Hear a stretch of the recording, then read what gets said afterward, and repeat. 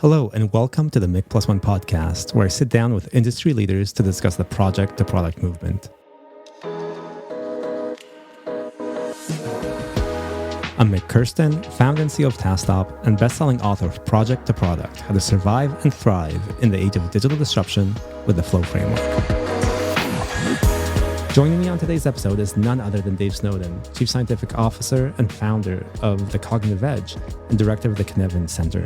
Dave is known for developing Cynefin, a framework for decision-making. I can say that this framework has shaped my thinking around sense-making, planning, complexity, and all of these other decisions that we're constantly making and trying to understand the right context and path for, more than just about any other thinking tool that I have used. So I'm just delighted to have such a deep thinker and profound thought leader on the podcast. So with that, let's get started.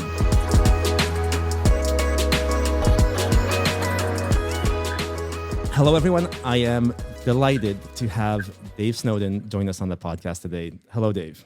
Happy to be with you. And for those of you, I think we have a lot of thought leaders in the community who have actually dug quite deep into the Cynefin framework. I know it was John Willis who first pointed me at it when I was writing Project to Product. And I realized that as a thinking tool, as a way of understanding and analyzing different methodologies that I was seeing used across Agile and DevOps and large-scale digital transformations, that this was probably the most important knowledge or thinking tool that I had come across. And that so many organizations who are actually applying the wrong methodologies or the wrong approaches were not understanding some of what Dave has made, I think, so crisp and clear in terms of how we need to have different sense-making approaches to different types of work, different types of transformations. And Dave, I'm sure you've seen this, but you'll see a lean startup transformation that's done in all the wrong context, and you'll see scaled agile frameworks being applied in very cookie cutter ways and not actually producing the right kinds of results. So I would just, as we start, and maybe it would be great for you to talk a bit about your journey to how you discovered the Cynefin framework and some of your past, but really take us through the entire framework and how you've actually seen some efforts around agility, some of the existing methodologies, some of the things that we've seen more recently with DevOps go sideways or go in the wrong direction by not understanding some of these first principles that I think you so clearly outlined. But if you could get us just started telling us about your journey and how you got here, that'd be great. So my background in IT, I mean, there's an earlier background, was design and building decision support systems for the like of Guinness PLC. And that was in the early days of computing. In fact, I started programming on mainframes where we charged people for MIPS. So I think we charged Guinness $250,000 to do their management accounting twice a year. And if you were a bad programmer, they paid more money because we charged them for machine processing units. Yeah, and the battery backup from the mainframe was bigger than most office blocks these days, because we only had 3.5 minutes to close down the computers in the case of fire. So it's those sort of days, right? And that was actually quite interesting because I'd actually been a financial director before that, then moved sideways into computers and consulting. And it's where we are now with sort of low code. We were then with 4GLs. It's kind of like I knew what they needed, not what they were asking for. And that was actually quite important. So that ability to code and build it. And then I got into some of the early stage stuff on AI. So we started to use things like Smalltalk and things like that to try and automate decisions. And I think two things happened then. Some of us looked at it and said, okay, this isn't going to work. So we need to find ways in which technology augments human decision making but doesn't replace it. And another group of people who are still around today said it's only a matter of time before we got an algorithm which will do it all anyway. So this is like the whole singularity nonsense. I mean, if you believe in the singularity, your brain has decayed to the point where it's probably possible for you, right? I'm glad I don't. That's reassuring to hear. It's interesting. I mean, we take a natural science approach. Human consciousness is a distributed function of the brain and the body and its environment. It's not co-located with the brain, and it's not a series of binary impulses. So either way, so that was interesting because I actually knew what they wanted. I got to run the business and got promoted and then became strategy director. And then IBM bought us. So we were an Anglo-Dutch systems integrator. And I created a thing called the Janus program. which was the turnaround. We were a management buyout, shares dropped to a penny. We weren't sure we could pay the wages. We needed to do something. So I was on the team which worked on that. And we were worldwide experts in RAD and JAD, joint application development and object orientation. But nobody was buying that. Everybody was buying legacy system management. This is the late 80s, 90s. So what I did then, which has stayed with me ever since, is we put our RAD-JAD capability together with a legacy system management method from a French company, which was the market leader, together with objects and object encapsulation. And within a year, that integrated program was 80% of our sales. We turned the company around and IBM bought us. And I think that stuck with me ever since, is starting to integrate things in more holistic solutions and present them in such a way that people can see how technology can make a difference to them strategically, which is how we did that. Either way, I then got one of those really interesting roles in IBM, which they did at that time, which is we'll pay you some wages. We won't give you anybody to manage. Just go and do interesting things. And ended up after the knowledge wars in IBM, which were pretty nasty, running a thing called the Institute of Knowledge Management with Larry Prusak. And to be quite honest, decision support mutated into knowledge management quite easily. And that was where I became, my main line was you couldn't make tacit knowledge explicit. Took Polanyi's famous statement, we always know more than we can say, and added to that, we will always say more than we can write down. So the minute you work on text, which is what everybody was doing at that time, you're dealing with about 10% of what people know. And that triggered me into understanding the role narrative plays in human knowledge, and micro-narrative or anecdotes is the main method by which engineers transfer knowledge. Mm-hmm. It's not instructed document, it's by telling anecdotal stories, generally of failure. It also got me into the way that apprentice models work, because it takes, this is where I was getting into the natural science, it takes 2 to 3 years for the brain and the body to co-evolve around the knowledge asset base. So you can't just write it down and communicate it. There's an evolutionary process involved. So that became interesting. We were doing a lot of work then with narrative. That attracted the attention of the CIA, which was a novel experience. I ended up flying down to Washington, wondering what the hell I was getting into. As a good Welsh socialist who previously worked in the Christian Marxist commune, I was, shall we say, entered Washington with a degree of trepidation.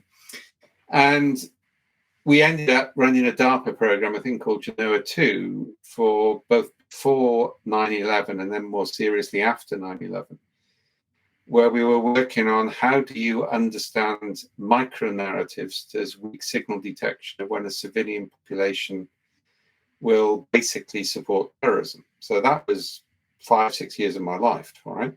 In fact, I was in the Pentagon the day before 9/11 in the bit which got hit. And I flew out that night and picked up the news the next day in the UK, and it was about 3 weeks before I knew my team was still alive. So, and then got dumped in an American transport plane in Singapore and flown back into DC with no questions asked. All right. So that all became very interesting, and eventually I left IBM. The Singapore government offered me a contract to build their risk assessment and horizon scanning system if I left IBM. So I did, and that's how we set up the company, and the software and everything sort of came from that. Now, Cynefin sort of runs in parallel with this. So it's actually 22 years old now, in its roughly its current form. And I think one of the reasons it's so successful is it wasn't a framework derived from interviewing 10 or 15 companies, which is where most of these frameworks come from. Or in the case of SAFE, half-remembered memories of 3 projects you didn't fully complete, all right? It was basically theory-based. It was kind of like, we understand the theory of tacit and explicit knowledge. We understand individual and community knowledge. Started off as a 2x2. Then it got the central domain, and then it migrated. So it gets updated about every year. So I just did a big update in March. There's another one coming. So that was the background to it. I should probably stop there. I can explain Cynefin having given you the background, but the key thing is it's evolved over time as more theory has come into play and more practice has come into play. So, and as I say, the March blog posts update that. Excellent. And I think we've had some people within, the Agile thought leadership sections, the circles, and people who really embrace lean thinking understand why this framework is so important in terms of, say, understanding the role of Scrum and where it applies and where it does not apply. So if you could, and of course this was happening at the same time. I know, for me, I know my journey with Agile started with XP, right? Started with understanding the theory of constraints through Kent Beck, and through, it's interesting as you say, that actually the structure that this provided for the micro narratives I was having through code review comments and other snippets and planning meetings at the time with my open source team. So could you connect for us the sort of coevolution that was happening around Agile? Yeah, and it's interesting because Cynefin is about a year or so older than the Agile Manifesto. Yeah. And I didn't really encounter Agile until the XP conference in London asked me to come and present Cynefin. I've got to go, and Steve Freeman knows where that was. So I've been out of IT for quite a bit of time, apart from designing this risk assessment center. So I go into this London and meet this bunch of IT people. And it was like coming home, all right? It was just fun. And they got Cynefin straight away. I mean, XP people generally do. So then I got invited to a conference in Limerick, and at that point, my reputation for controversial, I didn't know who was who in Agile and Lean then. So Mary Poppendick asked what I thought was a stupid question. So I told her it was a stupid question. I don't think anybody had done that in public before. So that sort of gave me a reputation and a lot of invites. So then Cynefin really got picked up. Yeah. And I think one of the reasons, and I think that's the key thing we're now working on heavily at the moment. We're doing some work on a multi-method, multi-vendor facilitation approach, so people can construct an approach to Agile, which is based on multiple methods, not a single structured method. And that was always what Cynefin was about. So if it has three main domains: ordered, complex, and chaotic. And they're defined by constraints, so that's always a problem because people have read Goldratt and they think constraints things to be removed to improve flow. But if you come from a complexity perspective, constraints are necessary for evolution. Yeah, if you don't have connectivity between things, they can't evolve. The space is equiprobable, so there's no shift on movement. So the ordered system is highly structured, it's highly constrained, it's entirely predictable. You focus on efficiency, and that's where things like actual waterfall techniques work really very well. Yeah. And the irony here is that I remember working with Telstra in Australia, and they had waterfall projects. And it's interesting, Martin said this a lot, and so have Google. On a big infrastructure project, you don't do Agile, it's waterfall, for God's sake. You know what you've got to deliver, you know how to deliver it. But nobody got promoted if they weren't Agile, so they created one-year sprints so that they could say they were being Agile but still do waterfall. I rather like that one. Right? So the ordered domain is highly structured, it's highly constrained, you've got predictable relationships between cause and effect. And we also split that sometimes into clear and complicated. Yeah, so clear, everybody knows what the right thing is to do. Complicated, only the experts know what the right thing is to do. But there is a right approach, and that's the difference. That's really a phenomenological boundary. It's based on perception, whereas the order, complex, chaotic are phase shift boundaries. So it's rather like solid, liquid, and gas. If I heat water up to 100 degrees, it doesn't become steam until I put more heat in. So you consider, order is solid, complex is water, chaotic is steam. Everything's disconnected. So that phase shift concept is key. In chaos, and chaos is a space which we only visit temporarily. A lot of people get this wrong. They think their software development is in chaos. If it's in there, we try and get it out fast. Unless we put it there deliberately, which takes a lot of energy, it's rather like a fusion reactor. The energy cost for the magnetic fields is more than the energy you get out of it. Yeah, and we do that. We do that on mass engagement, which I can talk about in a minute. A lot of software development is or should be in the complex domain, where the key thing about complexity is everything is entangled. So everything is connected with everything else.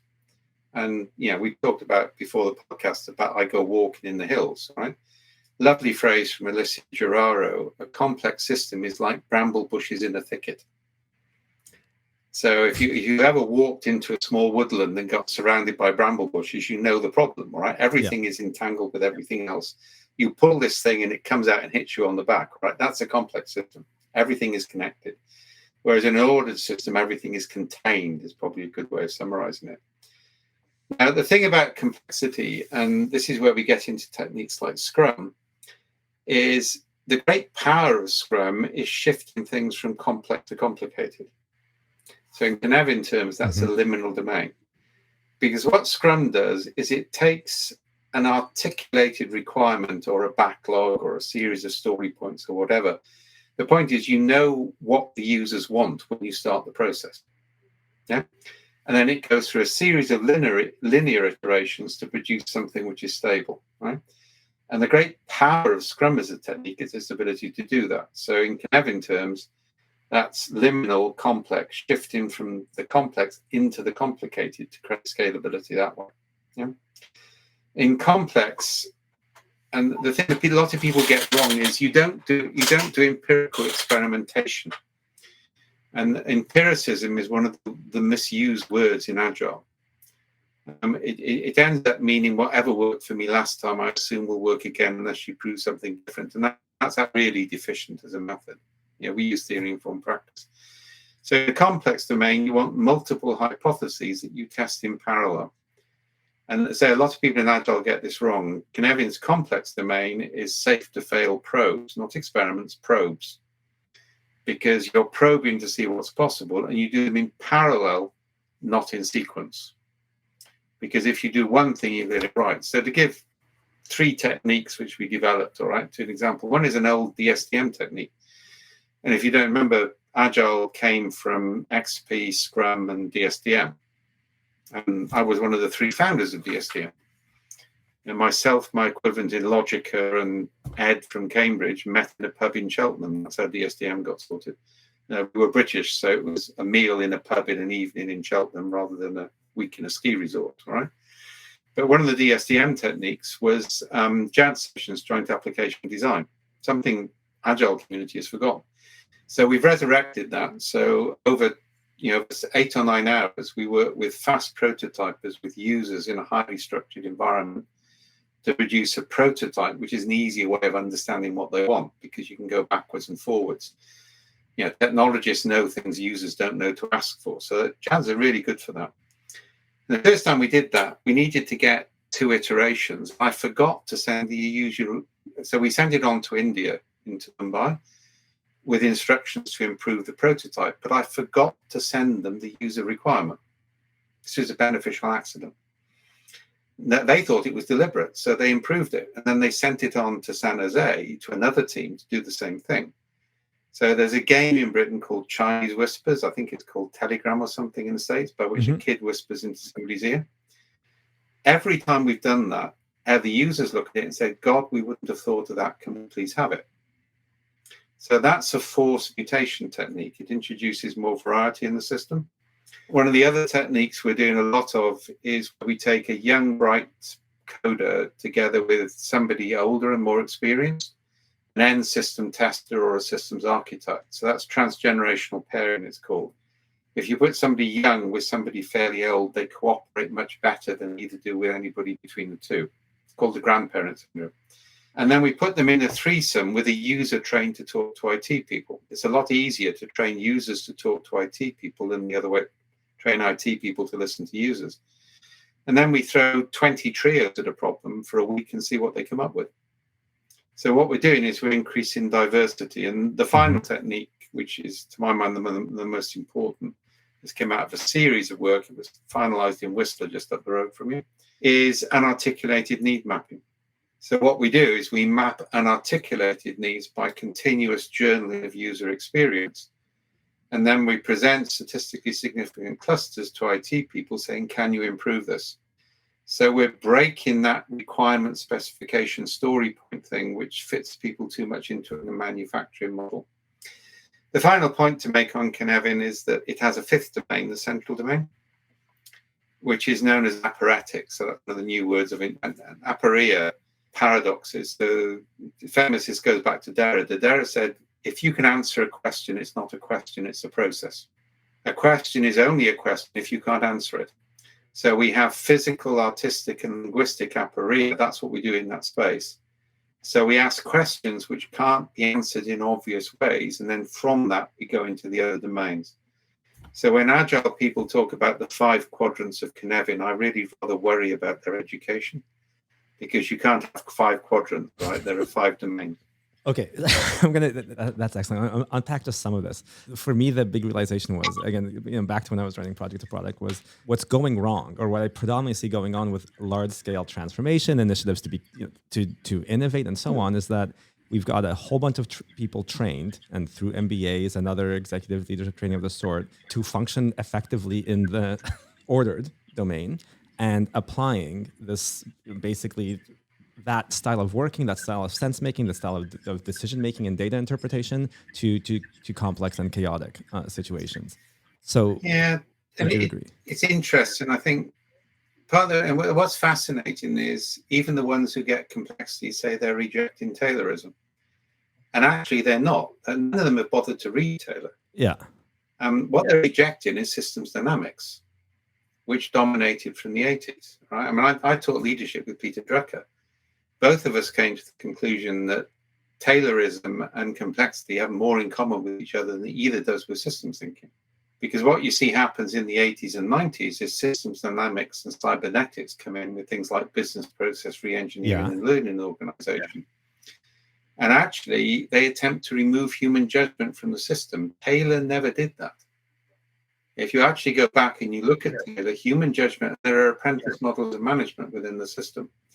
So even when they do it, they tend to try and reject that approach. When the key thing to understand about complexity is you don't do transformation projects, you map the present, you work out a direction of travel, and this is what I call the Frozen 2 strategy. I've got really into Frozen 2. Frozen 2 is a great complexity movie. And the real heroine is the younger sister. And that's what Frozen 2 is all about here, right? And she has this wonderful song, which is do the next right thing. And that's what you do. In chaotic. We need to stop transformation. You can't transform a company to make it agile. Yeah. What you have to do is, where are we? What can we change next? What's the next step? And then transformation happens as a result of multiple small actions. Yeah.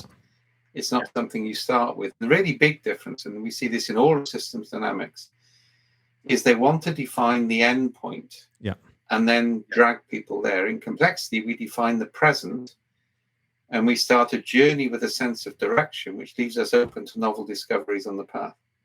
Yeah, it's been amazing to me as I've been involved in more and more large transformations, tens of thousands of engineers, IT staff, and others as part of these. And it's always the destination's been mapped out, how we're getting to the destination, unlike what you see in every digital native company out there, which is you just have a roadmap for change, for continuing to improve. But that's a 90s phenomenon. You don't. I mean, I find it fascinating, right? You get all these companies who have 3-year transformation programs and 5-year plans. So you have American capitalism adopting the industrial planning cycle behavior of the Soviet Union. And what actually happens is employees get very good at gaming it. So, okay, so I've got to get a safe certificate now. Fine. I'll use that language. I'll talk about trains. Yeah. So employees have got very, very clever at gaming the language. And it's actually, I mean, there's some interesting stuff we're doing around this at the moment in user requirements capture, where we're using symbolic signification rather than linguistic signification, because we're moving up a level of abstraction, and that can actually give us a lot better data.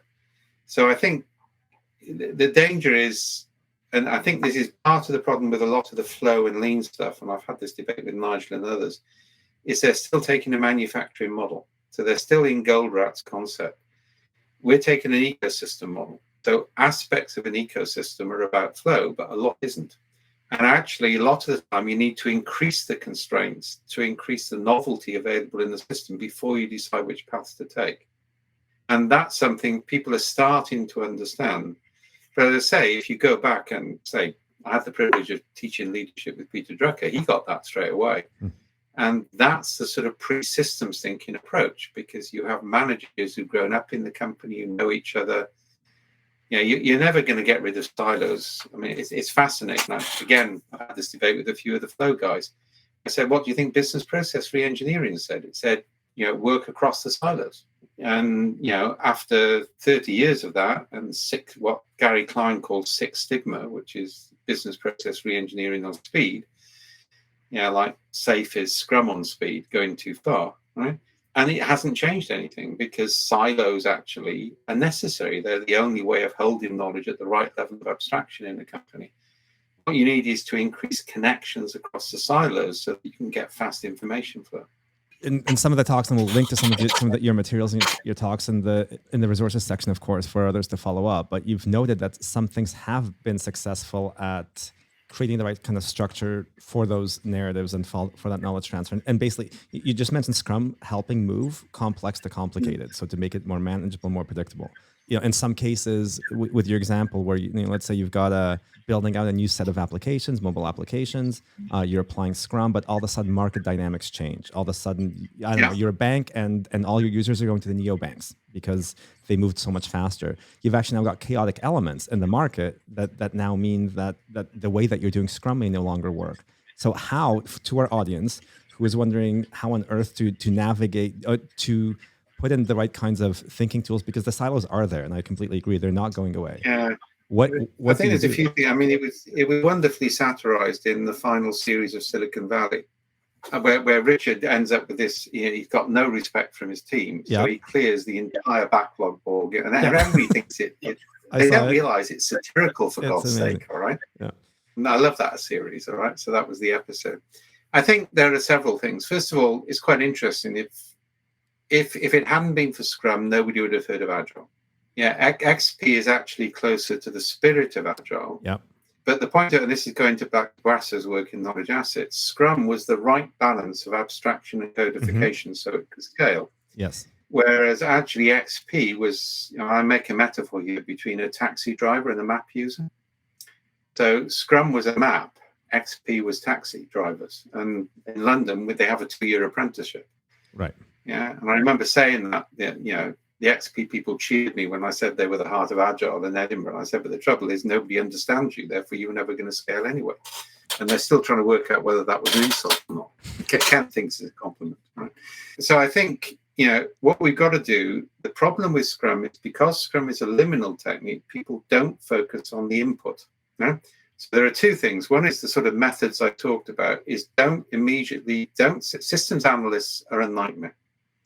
So to give you the raw science on this, right? If I give radiologists a batch of X-rays and ask them to look for anomalies, on the final X-ray, I put a picture of a gorilla, which is 48 times the size of a cancer nodule. 83% won't see it. Yeah. Well, that means systems analysts won't see what they don't expect to see. And story points will not capture real user experience. It's too mediated, right? So we do things like clusters of real anecdotal experiences from users get given to IT people. That's the unarticulated need. Users don't know what to ask for in IT terms. IT can do a lot more than users know what to ask for. So it's changing the pre-Scrum. So that's one key thing, right? The other thing, and this is in the EU Field Guide to Complexity Management, which I was the principal author on, right? One of the key things which it says in that is build informal networks, and techniques like entangled trios and social network stimulation will get everybody within 3 degrees of separation across silos within 6 months to a year. The reason informal networks work is they're a context-free information channel. So, for example, Singapore government has got a lot of these, right, in the government, because everybody in government did military service. So they had, they have the annual exercise, the officers' mess. So they all know each other, even though they come from different backgrounds. Whereas in Britain, the informal networks come from 2 elite private schools and 1 elite university. So that's unhealthy, right? But basically, in a crisis, you fall back to your informal networks, not the formal system. And the reason is informal networks are context-free information channels, while formal systems are context-specific. So one of the key things you do to create a healthy ecosystem is you very quickly create informal networks. It's rather like the fungal roots that connect tree roots to make soil healthy. You really want high network density without purpose, because then that can accommodate fast and it can provide faster feedback loops. And that, if you look at it, what we're not doing there is we're not managing to output, we're managing the ecosystem which can handle as yet anticipated needs as it comes. It's just amazing because I think obviously a lot of the dysfunctions and then the extremely high functioning teams I've seen exhibit, I think, some of what you're saying. And so I just want to step back a little bit, because I think what a lot of people will get out of this is just a better understanding on what context they're operating in, which domain they're in, right? Whether it's ordered, complex, or chaotic. Now, I think one of the things that you're saying is that we do have some approaches and methodologies that we can take to turn one, help bring one to the other. We do not want to stay in chaotic. You can't stay in chaotic because the amount of energy and waste it takes too much is so energy, high. and it's a bad place anyway. Yeah, exactly. But I think what a lot are seeing out there is either elements of chaotic or at least temporarily chaotic situations where market conditions change or technology stacks change or competitors arise. So, and I'm going to ask this questions in a deliberately offensive way, but what are the best practices for technology leaders to identify and then thrive through chaotic events or chaotic environments? First of all, realize that chaos is always temporary. So the key thing in chaos is to realize you're in it and act first. A lot of people don't realize they're in it until it's too late, right? The other thing is and this is the only time as a senior leader you make decisions. I mean, I've been a C-level executive most of my life, right? The more you get promoted, the more you only meet angry customers, right? And that's life, right? But the key thing as a senior leader is you distribute decision-making, you focus on coordination, because you can't know enough to make all the decisions. The only exception is in a crisis, where you make decisions with the intention of keeping more options open for longer. You don't try and solve the problem. You make option-based draconian decisions, then you step back. So that's it. You can move into chaos. So chaos is deterministic chaos, is when nothing is connected with anything else. So if nothing is connected with anything else, it's normally distributed. So we use that for decision support. So in a crisis, you might present the crisis to the whole of your workforce. They interpret it into high abstraction metadata. And then we draw landscape maps which show you the 18% who are seeing something that everybody else is ignoring. So that's a positive use of chaos in the way it works. So the key thing as a decision maker is to understand where you are and where you're moving between domains. And a lot of people get this wrong. Most of the time you're moving between domains, either deliberately or accidentally. Mm-hmm. You're not in a domain. If you're in a domain, it's fairly stable. Okay, and so I want to get your read on this, because one thing I've found useful personally in sort of technology and building out product portfolios is to actually, as you look at the market, you look at your own offerings, the products and services that you bring to the market, is to actually understand where each one fits, right? And I have used actually, Jeffrey Moore came up with this, the 4 zones. Crossing the chasm. Yeah, this is after Crossing the Chasm from Zone to Win. So leveraging the same, I think, some of the same experiences. I still like Crossing the Chasm. I think that was a better book. You still like or don't like Crossing the Chasm? I like it. I like it too. That was the best. I think that was the best one of all of them. But I have to say that Zone to Win has, here's the part I loved about Zone to Win. I still found useful day to day. So you've got this massive technology portfolio, and parts of it are absolutely ordered. Parts of it, chunks are even obvious that you've got some legacy systems you've got to keep running. Parts of it are more complicated infrastructure. But what you do is you segment that portfolio of these different product value streams, and you actually embrace the ones that are chaotic. So let's say, going back to that bank example, you actually want to create a lending solution or a credit solution for younger generations, and you actually put in place systems, communication lines. I think back to your points on narratives, you have an understanding that diversity is really important, that your middle-aged white people might not come up with the best banking solutions for millennials tomorrow. Yeah, but there are better ways of doing that. Okay. And that's where I disagree with Moore, right? So I took Moore's Crossing the Chasm, which I used extensively before and after I was in IBM. Yeah, that was a seminal book. In fact, I used to teach it to people. So I took that and I combined it with S-curves. Yeah? Okay. So I decided to radically simplify Moore's original chasm concept, right? So I combined it with S-curves and some key aspects of evolutionary biology. And this is a fractal model, so it can apply to a whole market or a product within a market. So what happens is something comes along and it stabilizes a market. So for example, IBM, I'll give the classic example, IBM stabilized computing. Yeah. And one of the reasons they stabilized it is they repurposed their worldwide expertise in punch card control of sewing machines. So that gave them first mover advantage in programming. Yes. Yeah, and I would learn program on punch cards. I still remember it. It's good discipline. Compile error card 2. You learn to think before you write, right? So that was there, right? Now, what then happens is they're what's called an apex predator. So the first to dominate a space becomes an apex, which means they actually survive no matter how incompetent they are, because the ecosystem is organized around them. But then what happens is the utility to their customers starts to drop, but they don't see it because they're still at the premium end. And the market gets highly commodified, which is an early sign of this. That allows the new predator to come in left field. So IBM get displaced by Microsoft. And remember, Microsoft reused software that IBM paid them to develop, which it didn't think was significant. And then in its turn, Microsoft becomes commodified, software becomes commodified, software isn't the advantage, we go from hardware to software. Apple then dominate, and Apple repurpose Next. I was partly responsible for that, actually. It's the only time I met Steve Jobs, he threw a pile of books at me, right? So we didn't sign a massive contract for Next. But Next became the Mac operating system. Okay? Now, each of those then dominates the space. So this cycle of entry as a minor player, commodification is common. Now, once you understand that, you have two key points. One is what we call competence-induced failure. So that's a reference to Clayton Christian. Yep. I did some work with on this. Companies fail not because they're incompetent, but because they're too competent at the old paradigm. Mm-hmm. The same is true of products. The other point is called the exaptive point. And that's a reference to evolutionary biology. So exaptation is where a trait which evolved for one function under stress exapts, it doesn't adapt for something completely different. So the cerebellum at the base of your brain evolved in apes to manipulate muscles in fingers for feeding. It then exapts in humans to manage grammar in human language. It's too big an evolutionary leap to happen in a linear way. It requires something which evolved for one function to develop for something else. We got microwave ovens because somebody realized the significance of a chocolate bar melting in their pocket. So if you look at, and several people have written this, there's an annual conference on exaptation.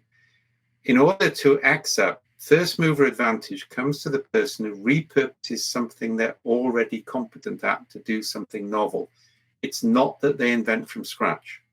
And so to do that, this is kind of like, the EU handbook has 3 things you should do. One is densely entangle your informal networks. The second is use your employees as a sensor network so you can find the 18% instantly. The third thing is map what you know at a level of granularity that you can combine very quickly. Now, interestingly, we're taking a similar approach on something we're launching next month, which is a facilitation kit around multiple methods. So what we're doing is we're taking something like Scrum, decomposing it to its lowest level of coherent granularity. So, for example, a sprint is that, yeah? What you can then do in the facilitation kit is you can peel out a sprint and you can replace it with a 3-month time box. So what we're doing is to take methods down to that coherence and allow people to combine and recombine them in completely different ways. And that's designed as a radical alternative to things like SAFe, which try and consolidate everything into one huge diagram with predefined flows. And this is a complexity principle. You want to assemble things in different combinations uniquely in context. And that's how you get real innovation. So that focus on, and it's all written up on the blog. This is in the public domain, as are the methods, all right, and the open source wiki. You need to understand those 2 key points, the competence-induced failure point and the exaptive point, and where are you, a map on that curve. And that can apply to a product, an organization, a manager, or a whole market. And that's fractal. It's self-similar at different levels as you go through. So my problem with Moore's second book, and to be honest, the first, is it's too linear and it's too category-based. It's not messy enough. Right. So, and I guess the more recent works, I think that this is relevant, right? As I think you've made the point that leaders, often larger enough organizations, they're managing all domains at once, and he has. If they've got to, if they can't do it, then they're not going to survive. Yeah, exactly. So recognizing which domain you're managing, and then of course for me, the thing that's has been near and dear to try to help them is to say, you can't use the same frameworks, the same metrics, the same approaches for every domain, which is exactly what's going on, right? Is these big bang transformations, apply the exact same methodologies and frameworks and metrics and KPIs for each domain. And that's the big consultancy model. I mean, the other way, by the way, that you know something is coming to the end of its life cycle. Well, there are two sides. One is the big six adopted, because they only want large manufacturing projects. The other is there are 2 or 3 authors you can guarantee will write a popular book on the subject, and that's another good indicator. But I won't name names to preserve some of my. Yeah, there is this commoditization phase is an early warning. I mean, I always used to say this: you know something is at the end of its life cycle when IBM adopts it as strategic. Yeah, they came late to process re-engineering, late to knowledge management, late to design thinking. Right. IBM is really good at physics. It's really crap at services. So we're at the commoditization and tail end of, I think, of Agile. In Agile, you're definitely there now. Yeah, I mean, SAFe was an indication that Agile is at the end of its life cycle. And the fact that, I mean, if you look at it, and the Project Management Institute, in buying one of the competitors, is actually going to make SAFe stronger, because it's not competing by doing something differently. It's trying to be a second-rate SAFe. And that niche is now taken in the ecosystem. Yeah. Les hasn't displaced it. Yeah. No, the apex predator is there. Neither will Scott. I mean, I love Scott. I think his stuff is great. But even with PMI, he's not going to displace SAFe, I'm afraid. Yeah. Well, so then I guess guidance from you on what is next, right? I think that we've seen Agile. I think it has delivered a lot for teams. We've seen Scrum, again, help bring complex towards more too complicated, make things more predictable. But fundamentally, it has not been enough in terms of making. I don't think it's one thing. I think if it's one thing, it will be unhealthy. We'll be stuck in the cycle again. That's why I say we went open source on our methods last year, which caused a lot of difficulty with some of my staff who thought we should stay proprietary. But I said, look, this is, what Einstein said, it's the age of complexity. Systems thinking is also coming to the end of its days. So when something is coming to the end and you've got a reasonable position, you make everything freely available. You don't try and restrict it. Yeah. Yeah. And that's what we're doing. So my belief is there are some things in SAFe. There's a huge amount in XP. There's a huge amount in Scrum. There's a huge amount in Kanban. What we need is this ability to put not just the whole thing together, but to take aspects of each and put them together in different combinations. And this is really actually going back to object orientation. If you remember that from when I was on core book committees in the 80s, arguing that people are objects too. So what you want to do is you want methods to have defined input-output, so you can connect them with other methods, and the same with tools. So you have a multi-vendor, multi-tool approach, and I think that's the future for software development. And it's a ecological framing of the problem, not a manufacturing framing of the problem. And then I think it does get into some important, interesting work on socio-technical congruence, right? The companies, and I'll just give a quick example, but the companies that manage to align their organizational structure to their software architecture and basically this type hierarchy of typically object-oriented architecture, and their business, their value streams, what they deliver to their customers and to the market, have thrived. We've done that. I mean, we now organize, each of our functions has 3 people. If the 3 people agree, they've got authority to make the decision, right? And the 3s overlap, so there's strong communication. So we've created a network model of management, and we partly designed that, to be honest. We were working on it anyway. Then we had to work with one of the early adopters of holacracy, who have seen themselves reduced to this mind-numbing bureaucracy, which only rewards people who can follow the process. So we wanted to create something a bit more fluid, right? I mean, holacracy is designed to avoid people having to exercise human judgment. Yeah, no, I've been watching that. A couple of the instances of that's been applied. That's another fascinating topic. Well, medium abandonment. I mean, if you look at it, I mean, I can give you lots of cases. The trouble is, it's like Nora Bates and I are beating up some of the citizen democracy thing again. It's programmers trying to write a software program to do what human beings do well, and they can't do it. So, the minute you make something explicit enough for it to be a computer program, it can be gamed. Right. So human beings are abductive. Computer programs tend to be inductive in logic terms. Yeah. Yeah, and that ability to be abductive is key for human intelligence. So we now have these, and would you agree, we have these apex predators, the tech giants, and they have master complexity. Yeah, I don't know. I've always been impressed with Apple, all right? And I think Google and Microsoft have kind of like lost it. They're into areas where they're working out ways to make money and they'll survive regardless, just like IBM does, right? But they're not apexes anymore. Apple is still an apex. Right. And we've got Amazon, and I guess within each market, there are now apexes who've mastered technology.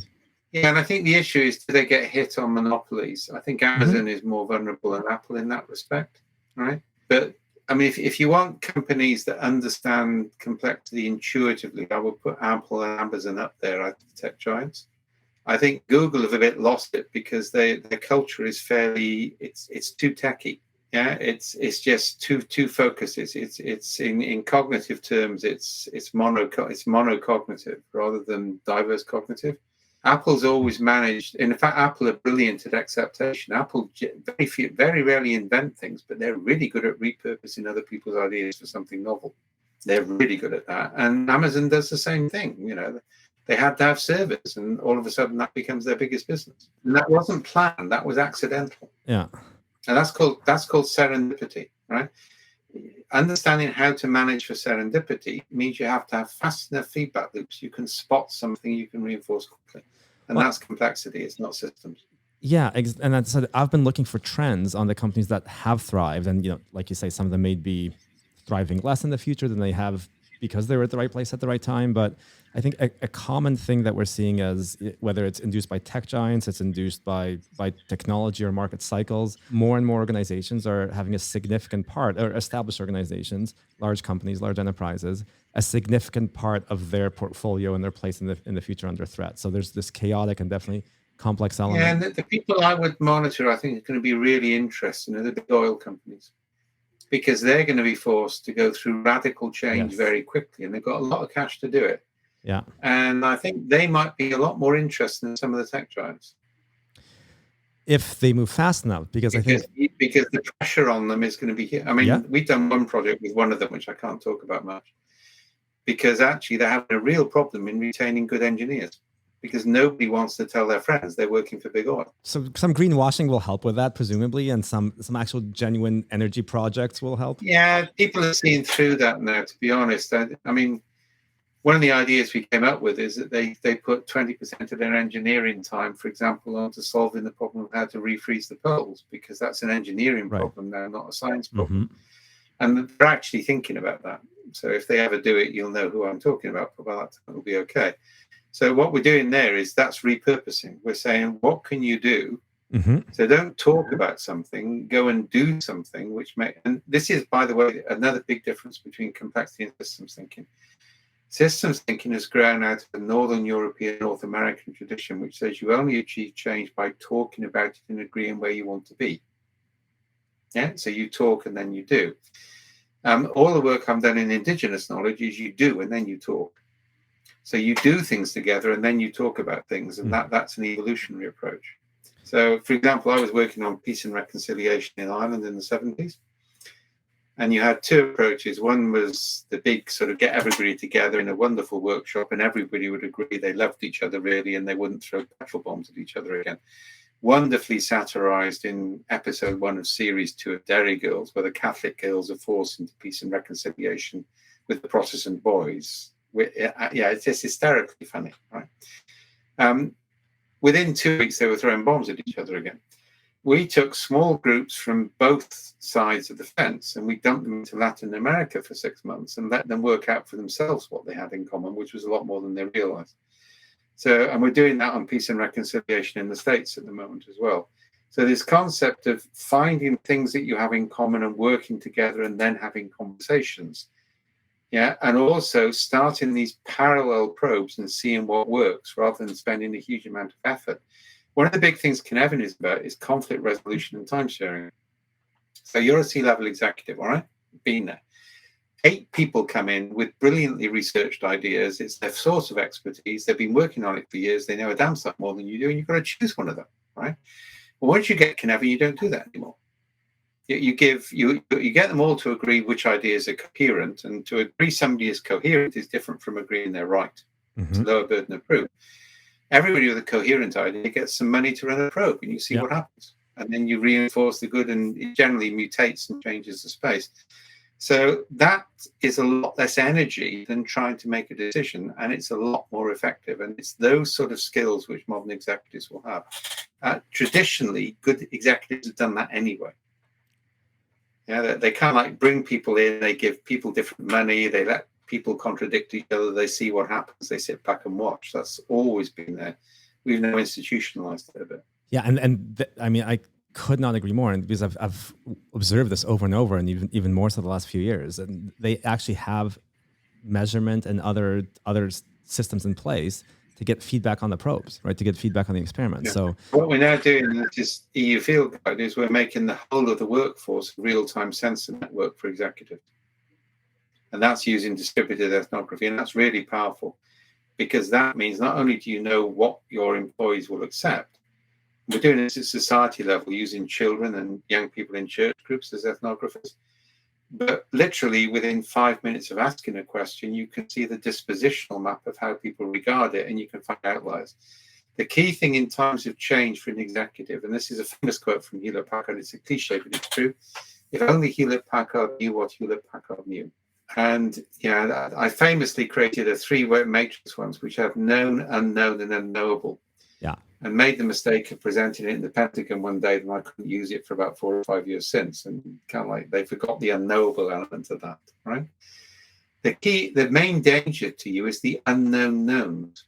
And big companies have an awful lot of unknown knowns. So we've got this, it's called mass sense, this way of finding that knowledge very quickly. Yeah. Because you don't have time to exploit it. So I envision, and looking at chaotic, where you've got unknown unknowns. I always, when I look at Cynefin, I'm always envisioning that, let's say the flow time, basically the feedback cycle that you need to actually succeed in that domain, right? Where an obvious you need it. The danger with flow metaphors, I mean, and value mapping has been around since the 70s, right? Yeah. The danger with flow metaphors is it assumes a single direction.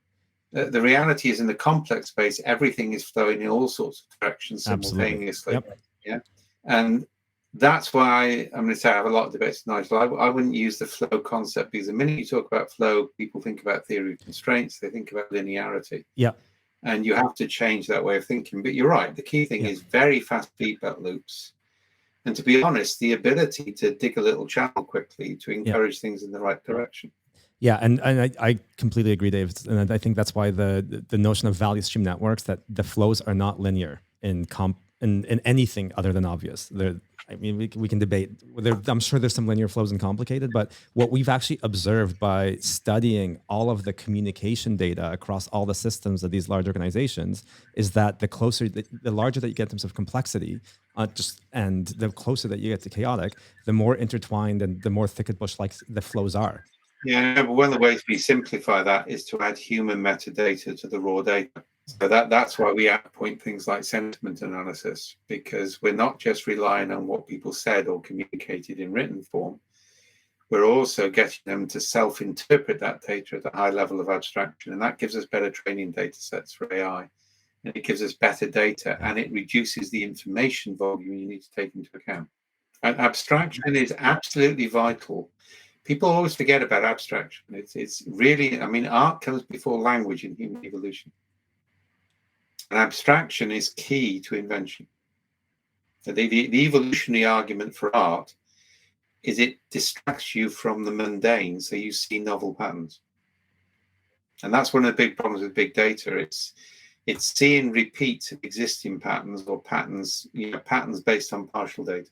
Dave, you've said that the reason that silos exist, the reason org charts exist, is we actually need information to cascade. Maybe I'm putting some words in your mouth, at different levels of abstraction. No, it's abstraction against codification. So this is Grass's famous I space, and I work with Max a lot, and this is the origin of Worley, Maps, and Cynefin. Actually, both come from I space.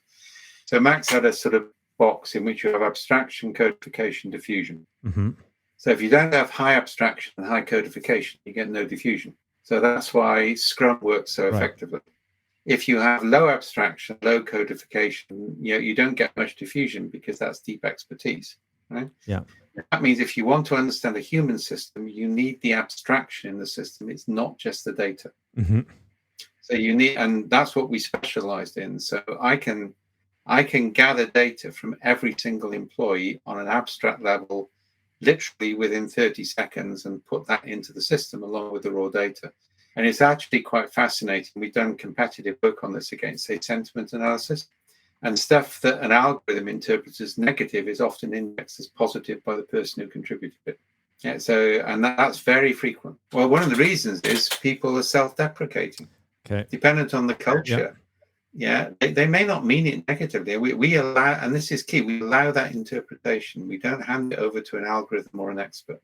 Fascinating. So as we're starting to wrap up on our time here, so any other sage advice to people who are, and I think we can assume that they're going to dig into the materials that we're going to share with them after, but any ways of approaching this at various levels of leadership, right? As in terms of bringing in the sense making into your decision making.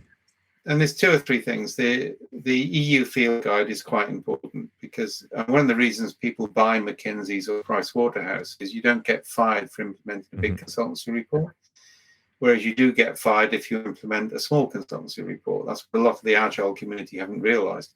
Now it's a commodity. Corporate procurement will go to the big guys, not the small guys. Yeah, that's just life, right? So one of the things the field guide does is it's the first major publication which completely endorses a complexity approach and nothing else. So that actually removes the risk for people in adoption. And that's entirely based on Cynefin. Secondly, be very careful on Cynefin because a lot of people just pick it up and use it as a crude categories or draw it as a 2x2. Or I get people, because there's a complex domain, they think there must be things in it. So they say, for example, traffic in Mumbai is chaotic. Well, it isn't. I mean, I know how to walk in. If you walk in a straight line at a constant space, the traffic won't hit you. That's complex. Okay? It's working off heuristics. So we actually have, in fact, I just put out a probe on Twitter. We're thinking about organising a 3-day masterclass second week in November in the East Coast, because we're now starting to travel again. So, there's lots of people around doing really good work with Cynefin. Google Scholar has got thousands of examples. Stan used it in Afghanistan, read Team of Teams. It's all in the sequel to that. Read all of that stuff, but try and go back to the original material. And the original material is always published on 1st of March on the wiki. That's always the latest version, and it always traces back to the earlier ones. And as I say, get trained by somebody who understands it rather than by somebody who's just read the Harvard Review article and has decided to reposition it with an occasional dot in the middle. People don't realize. I mean, I use a lot of phrases, all right, and you see them coming back from people. Yeah, you realize they've just watched the podcast. We had somebody the other day. He's created a training course on something where all he's done is watch a podcast, and now he says he's an expert in it. It's hysterical. So, what can we expect? And I know how much you can say on the March 1st, because you've been using the word ordered more than I've heard previously. So is that becoming more first class? No, I think key thing about Cynefin is we always said Cynefin is a both-and framework. So stop trying to throw everything out which worked and realize it worked within boundaries. I mean, that was one of my drivers. I just got fed up of fads, and old enough to have lived through them all, process reengineering, Six Sigma, Blue Ocean strategy, and now Agile. And every time we got value, but nothing was universal. So kind of like, I think that's the key thing to remember, right? Is don't get seduced into a single approach. Cynefin is a sense-making framework. It's designed to allow you to see how different things can combine in different ways. It's not designed to control the way you think. Yeah, and it comes from natural science, not from social science. That's the other key thing. Now there is. I mean, I've just got a paper which is in review with John Turner and Nigel Thurler. And we're taking constructor theory in physics and applying that around Cynefin. So in constructor theory, the way it works is you define a counterfactual space. So you define what isn't possible. And then within that space, you create constructors which produce replicable outcomes. Now that is a radical switch in strategy. So rather than saying where you want to be, you say what you can't be. And then you construct constructors. Now, that contains the concept of scaffolding. So you may see the Cynefin framework. We may stop using constraints and start using scaffolding because too many people see constraints in a gold rat sense.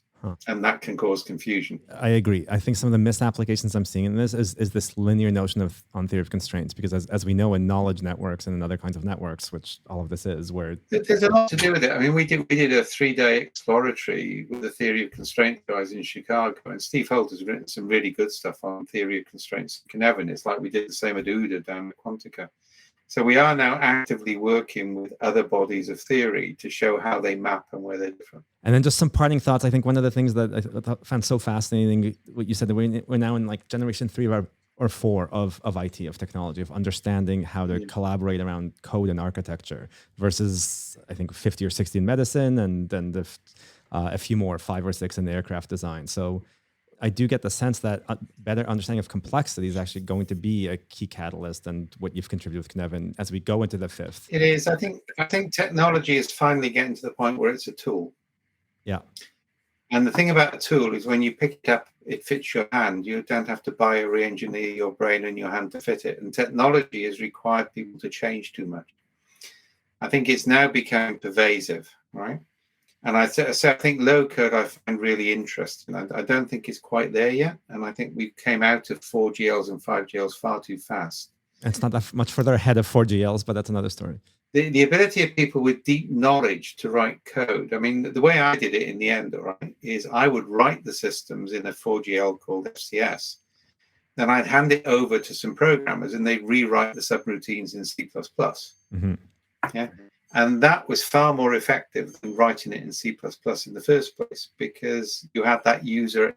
We've got to co-evolve users and technology, and we're now getting an increasingly IT literate generation of managers, and that's going to change things. And we need more cognitive diversity. The problem is, because the IT community is so mathematical, it's actually increasingly autistic. And that's giving a problem on understanding. That's why we train users to talk to IT people. It's easier. And a lot of Scrum people, it's almost like, would you please give me the story points, then please go away so I can produce something and tick a box. And I think a lot of the methods have become, give us something precise we can deliver, and then we'll say we've done it. And nobody's concerned about what people do with it. And I think so stop that's pretending you're in the complicated or obvious domain when you're not, and recognizing a diversity of leadership is key. And stop assuming that users don't. I mean, I've known this for years, all right? I mean, the IT industry invented data flow diagrams and entity models so that users could sign up to something they didn't understand, and we could hold them accountable for it later. We need to get into these short cycle co-evolutionary processes with active engagement in users.